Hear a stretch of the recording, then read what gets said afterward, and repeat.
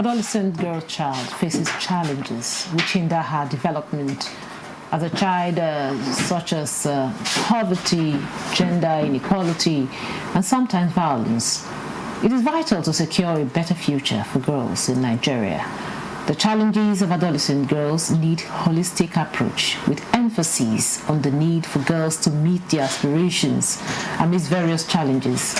However, there is a need to promote awareness about the potentials of a girl child as the future of the society and encourage individuals to become change agents in empowering the girl child. This will be our focus on Nigeria today. Thanks for joining us. I'm Ikaria Clinton.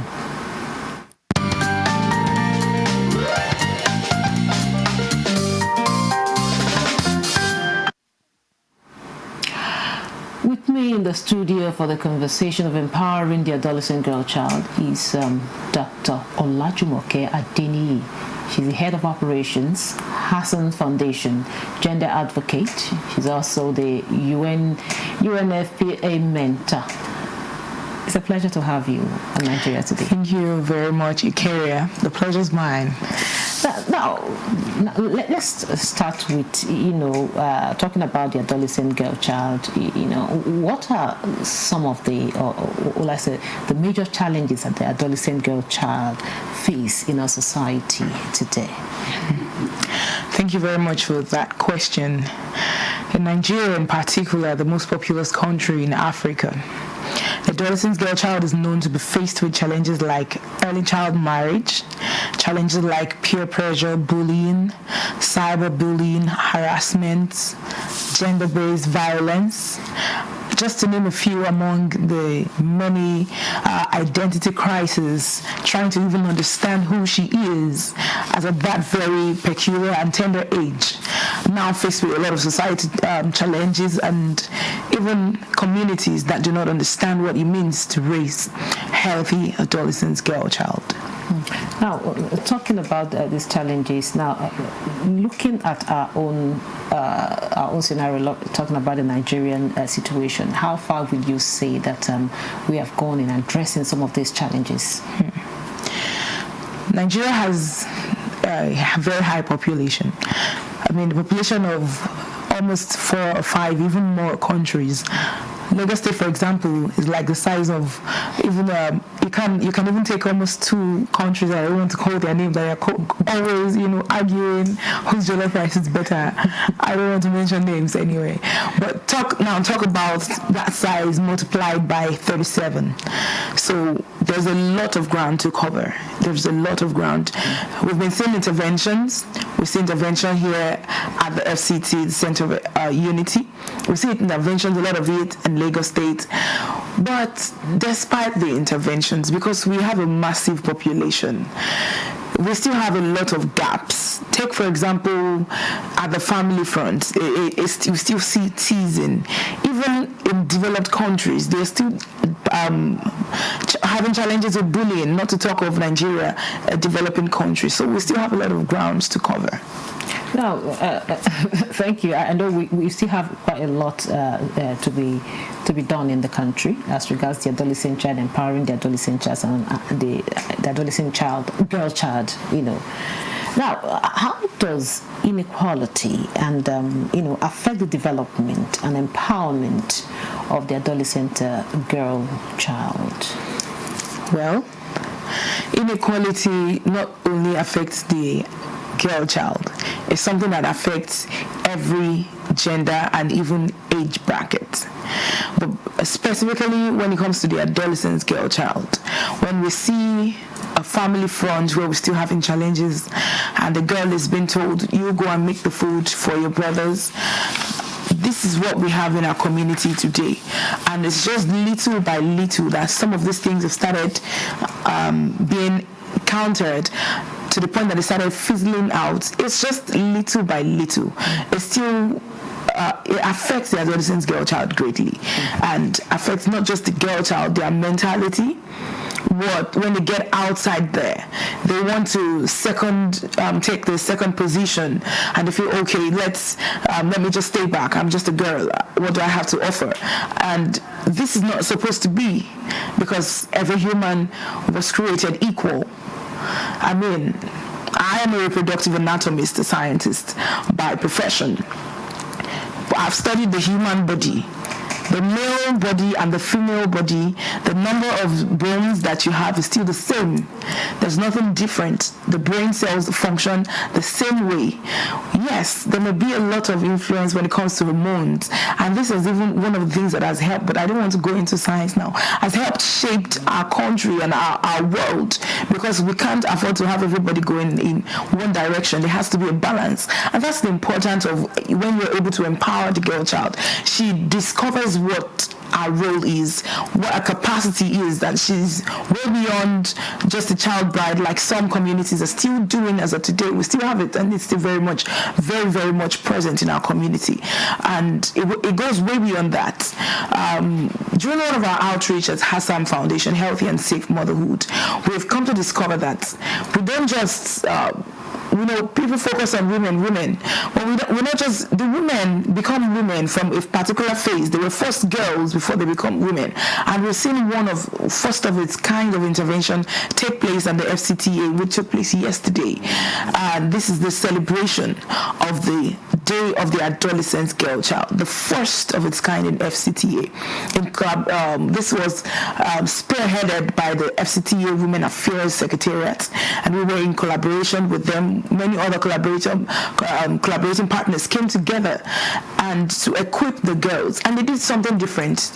We had a camp filled with 620 girls, not just the girls were in the camp. We had 310 girls and 310 boys. So we see there's a change that is coming up, and this was spearheaded by the Office of the Mandate Secretary, Honorable Dr. Didier Benjamin Lani. We see change.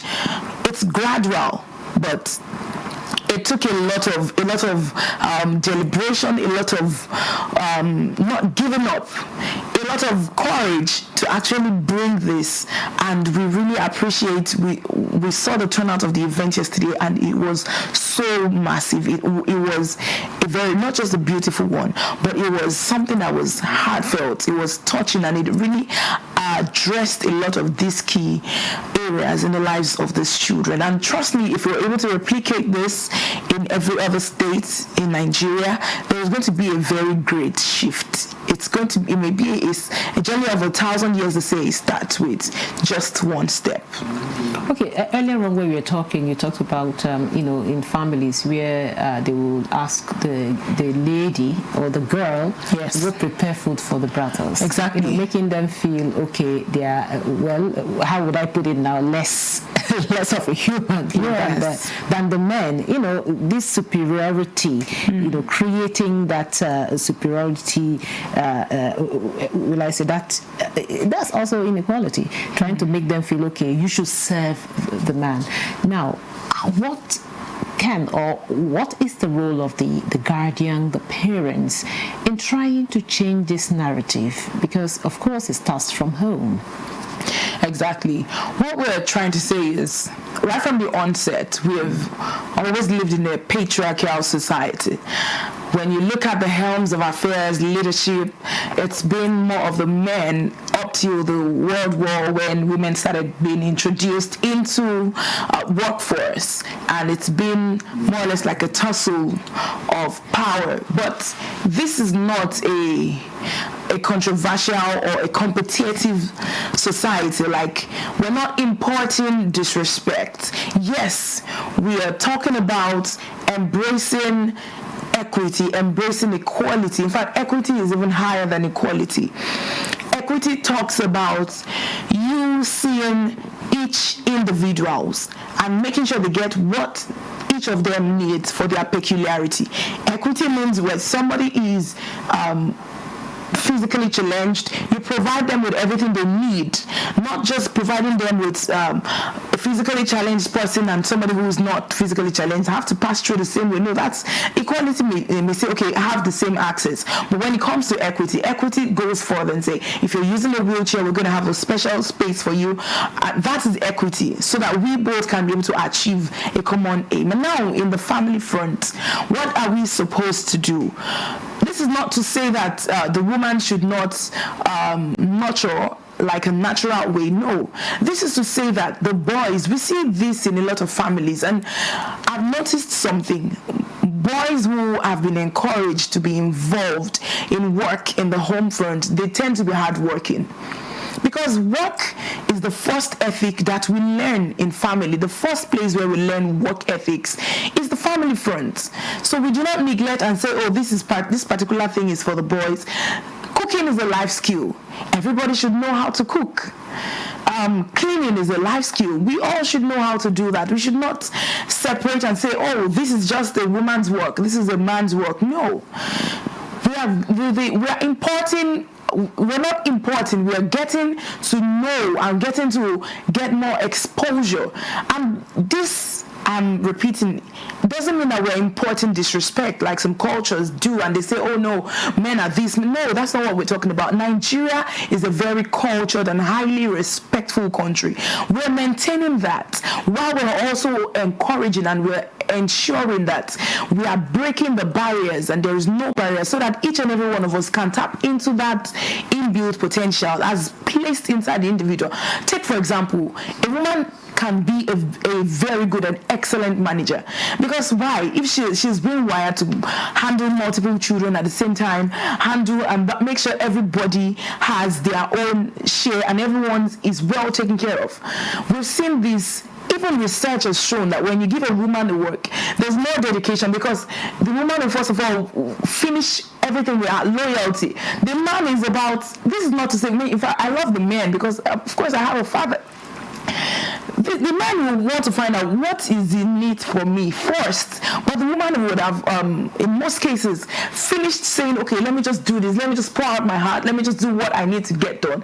The work would have been done even before she even starts saying, oh, what is in it for me? But the man is going to start thinking, because he knows that somebody's going to wait and ask him something at home. So we're pushing for a culture where equity is not, we're not fighting any opposite gender, because we've gone beyond that. We understand everybody's peculiarity. Yes, we have a patriarchal society, and now we have gotten to the point whereby we need to ensure that each and every one of us, we have our own peculiar space, and we understand and we tap into that place of that innate, that potential that has been placed inside each and every one of us by our Creator, and make the best use of it. And not just saying some people are meant to be at the kitchen and then they start, subjecting them to barbaric human practices like early child marriage or female genital mutilation, or seeing the woman as a sex object. That's what we're standing against, and that's why we need to change the directive, and we need to change the trajectory of the way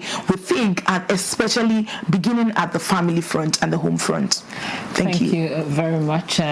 We'll take a short break now. The conversation will continue after the break. Don't go away. The implementation of the ruling is also dependent on another aspect or another arm of government. Nowhere in the world will allow, under digital economy, for banks not to be dispensing domestic currency in that economy. What will make this one different? We want to know what we do as occupation. All of these are attributes that our questions have been designed to investigate. In a few days to come, you see that we are all around their own crannies and everywhere in Nigeria, telling people to cooperate. Welcome to Nigeria Today.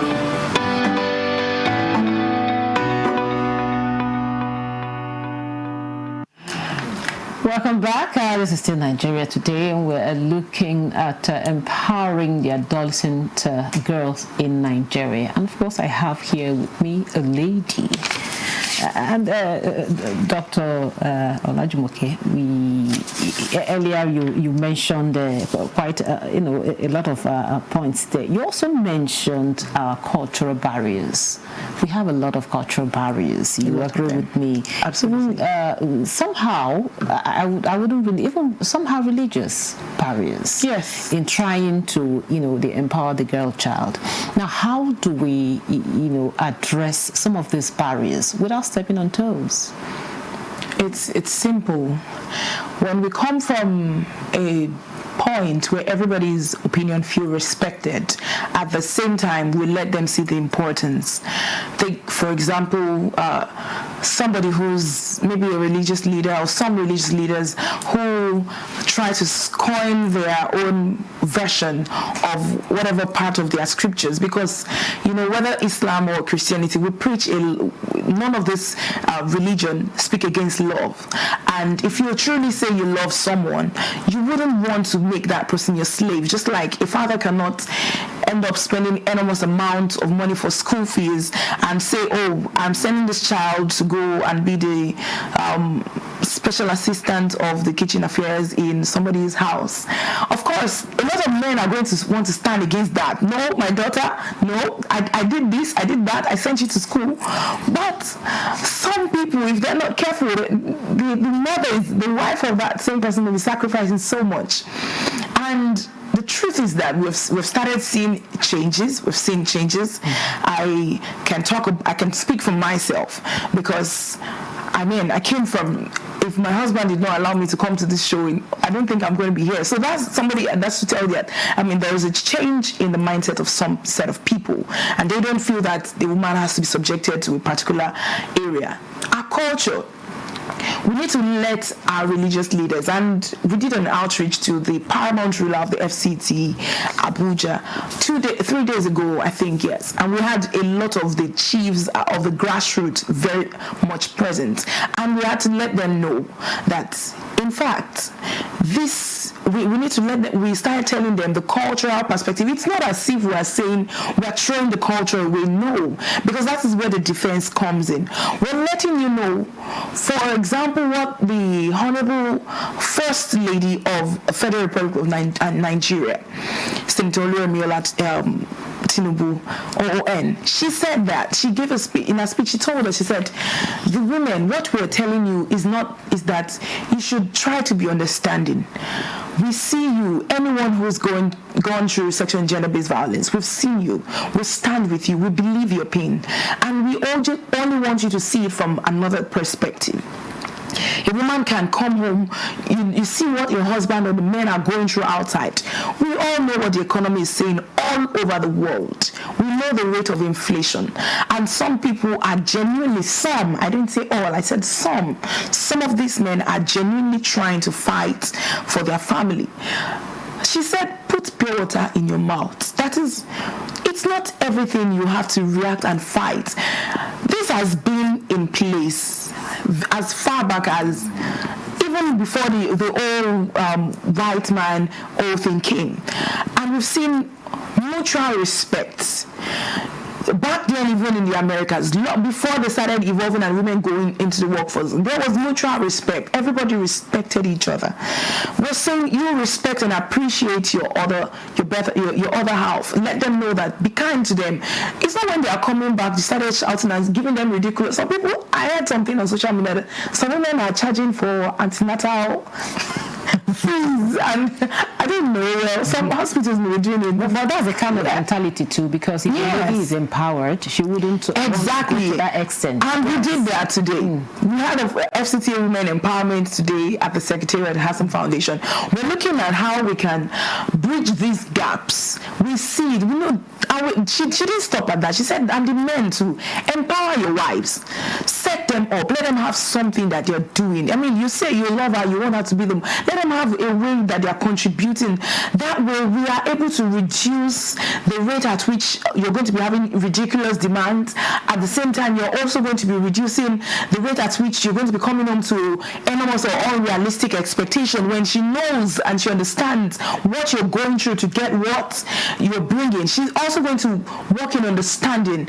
And then there's peace in the family. When there's peace in the home, it takes a family is the unit, a single functional unit of a country, just like the cell is a unit of life. So we can't take out the importance of family. When this family is at peace, that family is at peace. Virtually, before we know it, the peace spreads around, and Nigeria is safe. Everyone is okay, and we may not get there in an instant, but little by little, it's going to spread on and it's going to go around. So that's what we're trying to say. We're changing the narrative. We're not talking down the culture. No, we appreciate. We have a rich culture. We have beautiful culture. They even import our culture, take it outside. They're taking Nigerian languages is now foreign languages in some countries. They start singing. So yes, we have now, Dr. Ejumoke, now we are in the era of technology. Now, what role, how can technology and digital skills be leveraged to empower the adolescent girl? Wow. You see, this technology you mentioned, technology is a two-way sword, and we can never take out technology. Technology has come to stay, because without technology, it would even be impossible for a lot of people to see us and find out what we're even doing the way we're doing it. So we need to empower them. We need to let them know, number one, at that boot camp, we had them understood that we even took out their phones, because these adolescents, they are getting so much. A lot of the bullying comes from online. When they start seeing, oh, this is how my body looks, I wish I was like this other person that just sucked our belly to feel uncomfortable to take a particular striking pose that is unrealistic. But this same technology has been able to transform lives. We now start telling them these are the tools. We have people taking courses online. We have courses, we have Coursera, just to name a few of these courses. People getting empowered, equipped. This technology is what helps us to see what is happening in the other continents, other countries, what is working, and this is how we can also leverage. We tell them, utilize these tools, make use of them, learn what your other friends are doing positively to make their lives better, and this way you can also make your lives better. But technology is something that we have to handle. In fact, there's another topic on it, so we have to handle it carefully, because even people who are grown up and matured get carried away with technology if they're not careful. And so the case of addiction is on that way, but we have to make sure that we practice and we emphasize on the positive use of technology while ensuring that they learn to build the barrier, they learn to place a boundary, and they learn to put it as a lifelong skill. We have to keep learning it, and we have to make sure that these children are learning it and not just tailoring their lives to be hook, line, and sinker of what they see online. But no, they are choosing the positive part of it and replicating it in order to make themselves better, in order to achieve that potential. It doesn't just end as a potential, but it becomes a realization of what has been placed inside of them as their own natural, passionate ability to make their world a better place. That also brings me to the next question of the mentorship. What role does mentorship, play in trying to guide the adolescent girl? Because quite a lot they learn from what they see. Yes. The place of mentorship. There's a popular saying that says that if you have fathers, you go father. And also there's the one in the Yoruba one, I don't know how to say it now. Say it again. Okay, it says that oh God, how did I drop a blank? The place of a mother in the life of a child, when I don't even know, I can't remember it, but there's something that talks about the place of a mother in the life of a child. It is, in fact, the mother's poem was the first poem I knew. Who sat and watched my infant? So the place of the mother is, you can't take it out. It is priceless. That is what connects with the nitty-gritty of the individual. And when a child is able to come, mentorship should start in the family. But we see parents nowadays, we see Gen Z parents, we see parents that are still in training, that are not yet ripe parents. We see them, they say they don't want their children to suffer. The parents that are taking their own lessons from social media, please, what do they want to teach the child? Some parents, all they know how to do is how to dance and do choreography, and that's the lesson they teach the child. And how to say, take 1, 7 blow. That is not what is going to make our society to be a better place. Mentorship has to come from the right place. And if the parent, you know that you cannot teach this child, go for mentorship class yourself. Teach, learn, then learn positive things, and then that's what you need to put down. You can't give what you don't have. Honestly, you can't give what you don't have. Thank you so much. Just as simple as that. Thank you very much. This is where we draw the curtain on today's episode of Nigeria Today. A very big thank you to Dr. Olajumoke Adeni. She's the head of operations, Hassan Foundation. She's also a gender advocate and also a UNFPA mentor. Thank you so much for your time and your contribution. And thank you for being part of the program. Remember, Nigeria Today airs every weekday at 7:30 p.m. on NTA News 24. You can also watch this episode and others on www.youtube.com/NTA News 24 Hub. Once again, thank you for being there. I'm your carrier, Clinton. Goodbye.